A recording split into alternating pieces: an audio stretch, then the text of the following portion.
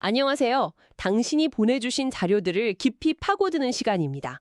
오늘은 왜 돈 사용 안 하기 운동을 해야만 했는가?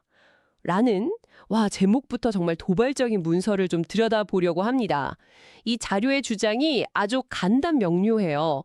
우리가 당연하게 여기는 은행 시스템이 사실은 정교한 착취 구조다. 그래서 돈이 없는 사회가 오히려 더 행복할 수 있다. 이런 내용인데요. 네, 시작부터 아주 강렬하죠.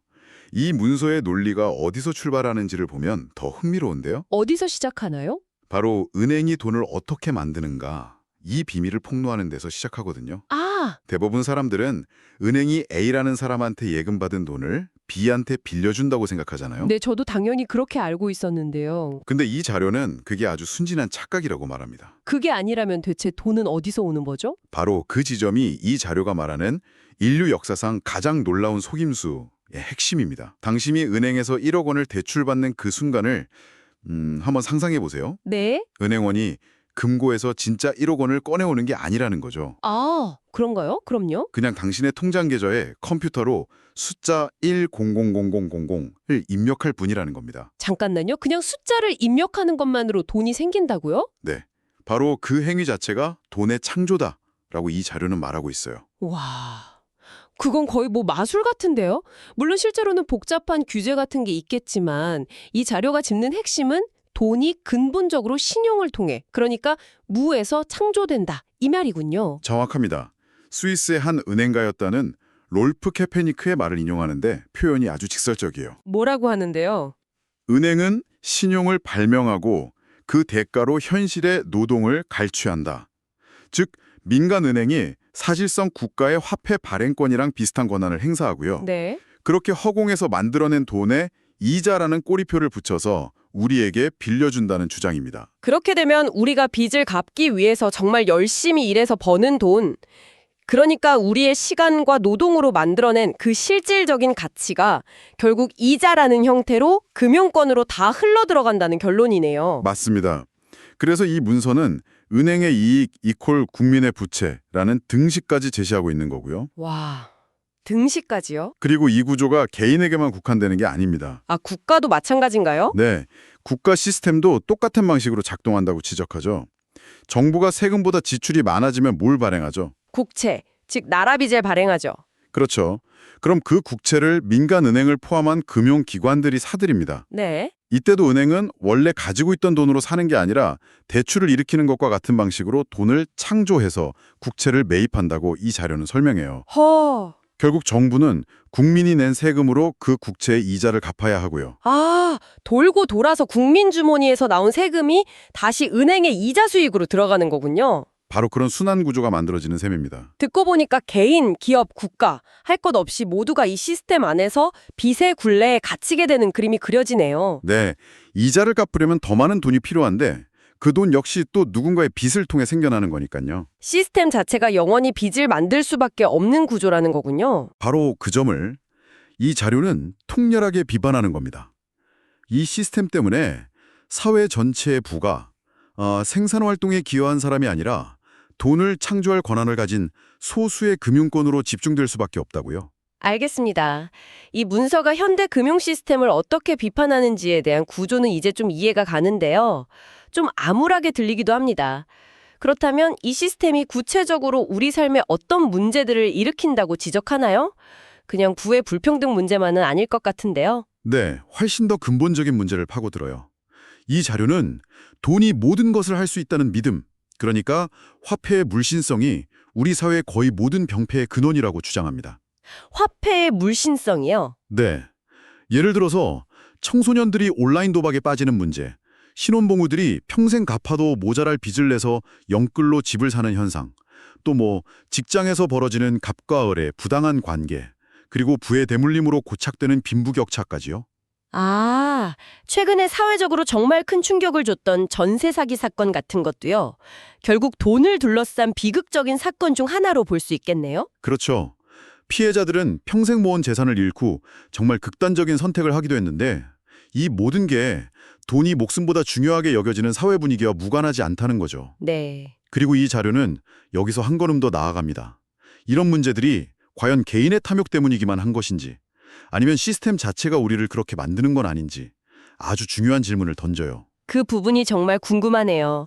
보통은 그냥 나쁜 사람들 욕심 때문에 문제가 생긴다고 생각하기 쉬운데 시스템의 문제라는 건 어떤 의미죠? 여기서 아주 충격적인 주장을 하는데요.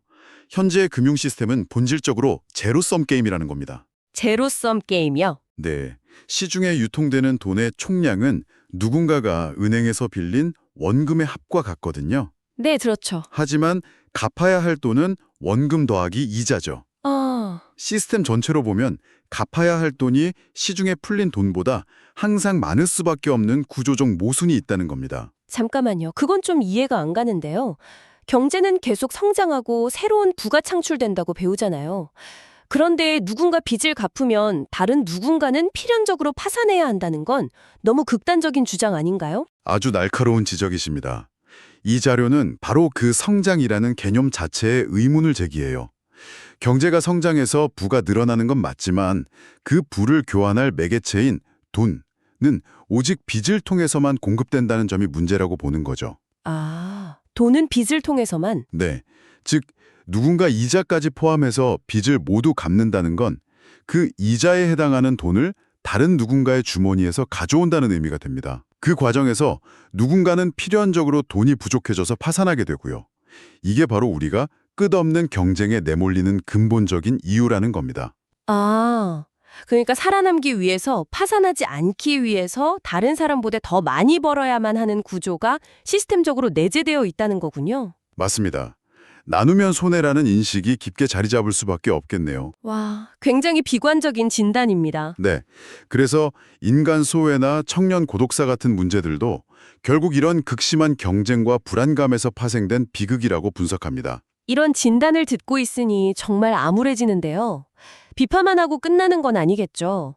이 문서가 혹시 이런 절망적인 상황을 타개할 해결책 같은 것도 제시하던가요? 물론입니다. 비판의 강도만큼이나 제시하는 대안도 아주 파격적입니다. 뭔데요? 바로 전산화된 물물교환 시스템을 도입해서 돈 자체를 없애자는 겁니다. 물물 교환이요? 아니 그건 교과서에서나 보던 좀 원시적인 거래 방식 아닌가요? 비효율의 대명사 같은데요? 그렇죠. 과거의 물물교환은 욕구의 이중적 불일치 문제 때문에 비효율적이었죠. 네, 내가 원하는 걸 가진 사람을 우리한테 만나야만 하니까요. 맞습니다. 하지만 이 자료는 현대 기술, 특히 컴퓨터와 네트워크를 이용하면 이런 문제를 완벽하게 해결할 수 있다고 주장합니다. 그건 마치 어릴 때 친구들끼리 까치치기나 스티커 교환하던 걸 전국 단위로, 그것도 어른들 버전으로 만드는 것 같네요. 아주 적절한 비유입니다. 예를 들어 보죠. 당신은 튼튼한 의자를 만드는 재능이 있고 저는 맛있는 빵을 굽는다고 해보죠. 네? 과거에는 제가 의자가 필요하고 동시에 당신이 빵을 원해야만 거래가 성사됐잖아요. 하지만 전산화된 시스템에서는 각자 자신이 제공할 수 있는 물건이나 서비스를 시스템에 등록해 놓기만 하면 됩니다. 그럼 시스템이 알아서 연결해준다는 건가요? 제가 만든 의자가 필요한 사람, 그리고 그 사람이 마침 제가 원하는 빵을 줄 수 있는 사람, 이런 식으로요? 그보다 훨씬 더 발전된 방식입니다. 직접적인 교환이 아니라 다자간 교환이 가능해져요. 다자간 교환이요? 네, 시스템이 당신의 의자를 원하는 A를 찾아주고 A가 가진 사과를 원하는 B를, B가 가진 옷을 원하는 C를, 그리고 C가 구운 빵을 원하는 당신을 순식간에 연결해 주는 거죠. 참여하는 사람이 많아질수록 내가 원하는 것을 찾을 확률은 기하급수적으로 높아집니다. 흥미롭네요. 이 시스템이 돈을 사용하는 것보다 근본적으로 더 낫다고 주장하는 이유가 있을까요? 이 자료는 돈의 가장 큰 문제점으로 가치의 불균형을 꼽습니다. 가치의 불균형. 예를 들어 10,000원짜리 지폐 한 장으로 밥을 사 먹을 때 그 밥의 가치가 정말로 10,000원일까요? 파는 사람과 사는 사람, 배고픈 사람과 배부른 사람에게 그 가치는 모두 다를 겁니다. 그렇겠네요. 돈은 이런 주관적인 가치를 획일적인 숫자로 환원시키기 때문에 항상 불공정한 거래가 될 수밖에 없다는 거죠. 하지만 물물교환은 거래 당사자들이 서로의 필요를 충족시키는 게 목적이니까 본질적으로 공정하다고 주장합니다. 네. 그리고 가장 큰 장점은 바로 빚으로부터의 완전한 해방입니다. 돈이 없으니 빚도 이자도 사라진다는 단순하지만 강력한 논리죠. 아이디어 자체는 상당히 매력적으로 들립니다. 경쟁과 죄악감에서 벗어나 서로 필요한 것을 나누는 사회라니 유토피아 같기도 하고요. 하지만 아이디어는 아이디어일 뿐, 현실적으로 구현하려면 해결해야 할 문제가 한두 가지가 아닐 텐데요. 예를 들어 땅이나 집처럼 한정된 자원은 어떻게 나누죠? 물물 교환하기는 어렵잖아요. 물론 그 부분에 대한 구체적인 설계도 제시합니다. 여기서 역사적인 개념을 현대적으로 재해석해서 가져옵니다. 균전제라면 토지를 균등하게 나눈다는 뜻이죠. 그거 혹시 공산주의 방식 아닌가요?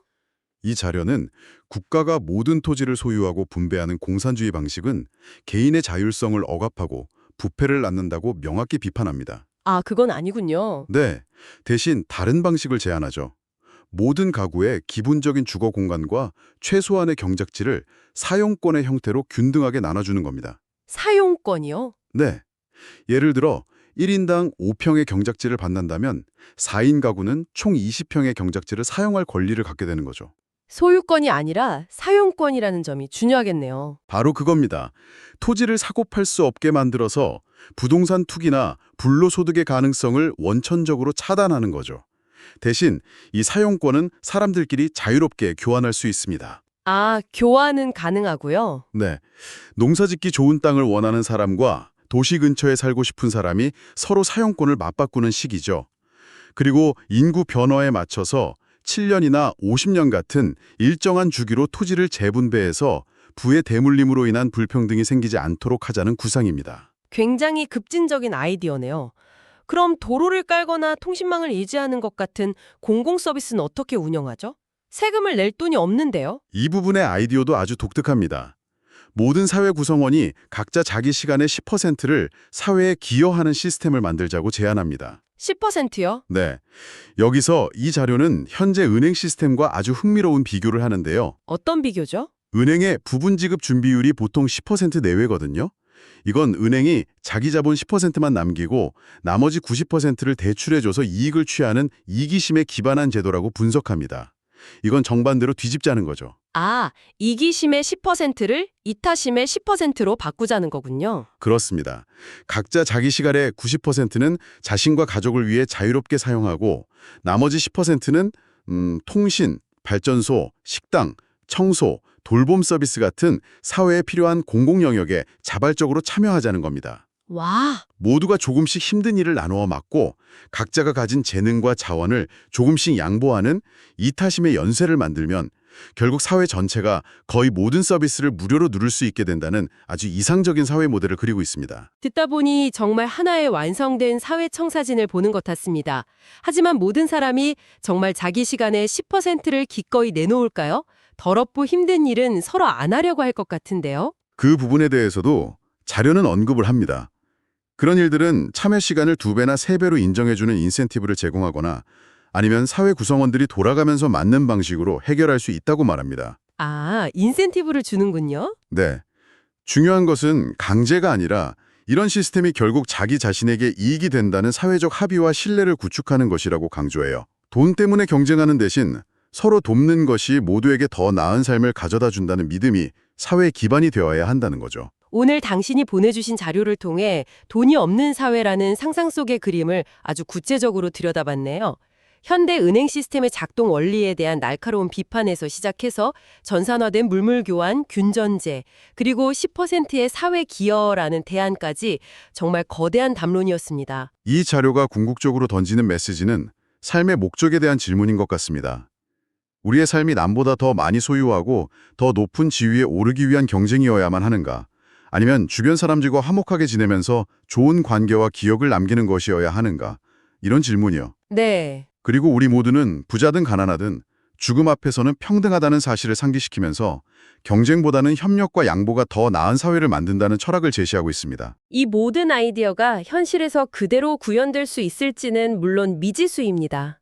어쩌면 너무 이상적인 나머지 비현실적으로 들릴 수도 있겠죠. 하지만 적어도 지금 우리가 당연하게 여기는 이 시스템이 유일한 정답은 아닐 수도 있다는 것, 그리고 더 나은 사회를 상상해 볼 수 있다는 것만으로도 충분히 의미 있는 작업이었다고 생각합니다. 맞습니다. 기존에 들을 질문을 던지는 것 자체만으로도 큰 가치가 있으니까요. 그래서 마지막으로 당신에게 이런 질문을 하나 던져보고 싶습니다.